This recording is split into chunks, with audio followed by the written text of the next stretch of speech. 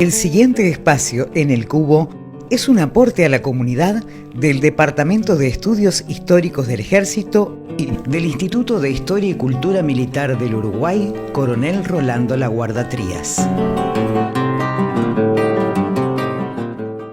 En el capítulo de hoy, en mi nombre, Coronel Alfredo Bravo, junto con el Instituto de Historia y Cultura Militar del Uruguay, Coronel Rolando Laguarda Trías, les vamos a presentar un nuevo aspecto de nuestra historia militar: ser miliciano en los tiempos de Artigas.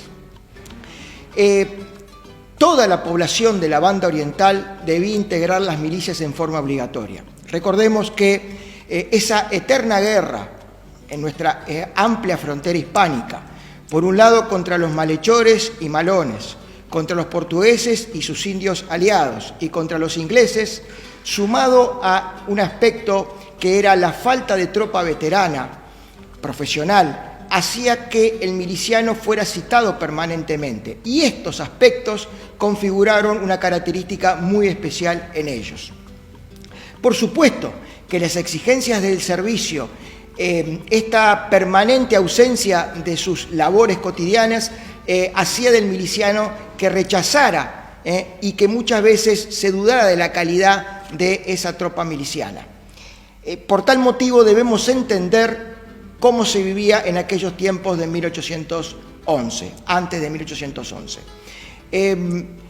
Es importante siempre recordar que el ejército oriental es producto de la transición del sistema militar español para la defensa de América. Ese sistema que estaba apoyado en tres componentes principales: las fortificaciones, la Real Armada con sus apostaderos y el Ejército de América. Este Ejército de América, a su vez, con dos componentes también: el cuerpo veterano, que estaba integrado por todos aquellos hombres que dedicaban su vida en forma íntegra a la profesión militar, y el cuerpo de milicias, que es lo que nos vamos a referir. Este cuerpo de milicias estaba formado por absolutamente todos los vecinos, estantes y habitantes que vivían en la banda oriental.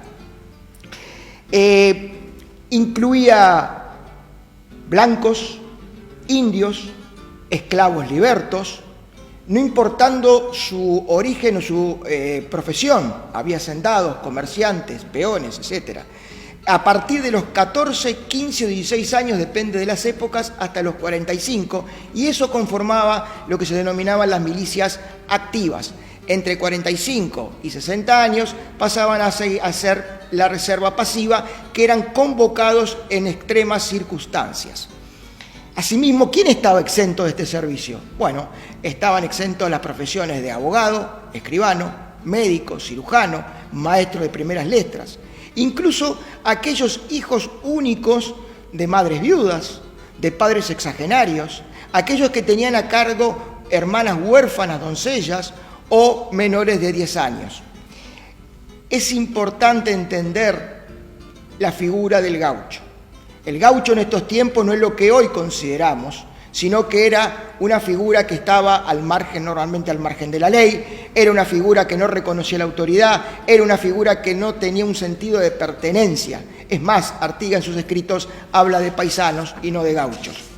La banda oriental en esos tiempos dependía del virreinato del Río de la Plata, cuya capital era Buenos Aires. Y a su vez confluían en nuestro territorio tres gobernaciones. Un poco más al norte del Río Negro estaba la gobernación del Yapeyú. Hacia el sur se encontraba la jurisdicción de Río Negro, Yí y el Cordobés, junto con las jurisdicciones de Maldonado y Colonia del Sacramento. Estas tres jurisdicciones conformaban o eran parte de la gobernación de Buenos Aires, cuya capital era coincidente con la capital del virreinato. Y finalmente tenemos la gobernación de Montevideo, que se encontraba al sur, que obviamente estaba constituida por la Plaza Fuerte, ciudad, apostadero naval, que era Montevideo, y el arco comprendido por el arroyo Cufré hacia el norte, de oeste a este la cuchilla grande inferior, pasando por Florida, y hacia el sur la sierra de Maldonado. En cada jurisdicción las milicias se agrupaban en torno a su pueblo o su región y formaban compañías, normalmente de 60 hombres. Esas compañías, que en algunos lugares eran de caballería, tres compañías formaban un escuadrón, y 4 escuadrones formaban un regimiento de caballería que eran los que combatían a caballo. En la ciudad de Montevideo había un batallón de infantería constituido por compañías de infantería, y a su vez tanto en Colonia de Sacramento como en Maldonado también había compañías de infantería que eran las que combatían a pie. También en las ciudades de Montevideo, Colonia y Maldonado existían las milicias de artillería, que eran las que manejaban los cañones. Las unidades se nombraban vinculando su función, caballería, infantería o artillería, con su pago. Por eso vamos a tener, por ejemplo, el Regimiento de Voluntarios de Caballería de Maldonado o la Compañía de Voluntarios de Caballería de Porongos. Un detalle, el término voluntario era más simbólico porque no olvidemos que esto era una obligación del servicio. Cada unidad de milicias tenía a su vez oficiales, sargentos y cabos profesionales que constituían la asamblea. Esos eran los encargados de darle la instrucción y entrenamiento a esas milicias, y por eso estas se llamaban milicias disciplinadas. La infantería y la artillería, ¿verdad?, entrenaban todos los domingos del año, mientras que la caballería lo hacía en 2 periodos de 8 días cada uno, luego de la siembra y luego la cosecha, y 1 o 2 periodos más en el resto del año. En el caso de los oficiales, sargentos y cabos, comenzaban desde soldado y eran elegidos en función a sus virtudes humanas, morales y militares, como ser la justicia, su hombría de bien, el conocimiento y su capacidad para el mando. En el caso de los oficiales, la propuesta de ascenso comenzaba desde nivel compañía e iba subiendo, y finalmente era el rey quien entregaba el despacho correspondiente. Ya en tiempo de la Revolución, a partir de 1811, eso lo hace la Junta de Buenos Aires, y en tiempos de la provincia oriental, el propio Artigas. Existían también milicias urbanas que no tenían asambleas y que la función principal era la seguridad de las ciudades, Montevideo, Colonia y Maldonado.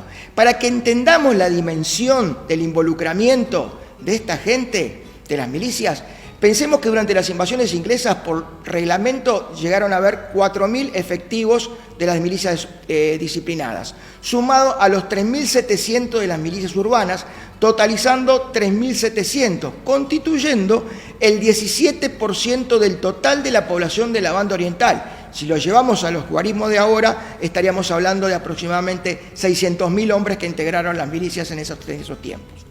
Cuando llega el año de 1811, la admirable alarma, el grito de Asensio.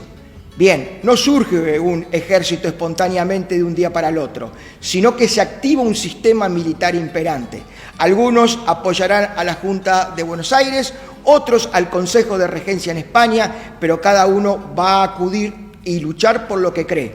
Por eso diremos que desde Mercedes por un lado y desde Casupay Minas por el otro, las milicias orientales que apoyaron a la Junta de Buenos Aires acudieron a su llamado en sus jurisdicciones a defender lo que creían.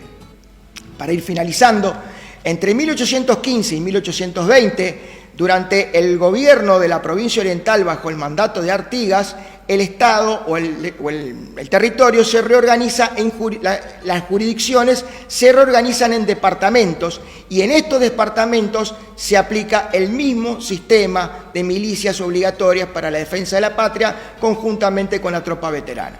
Bueno, de esta manera hemos llegado al final y esperamos que haya sido de vuestro agrado.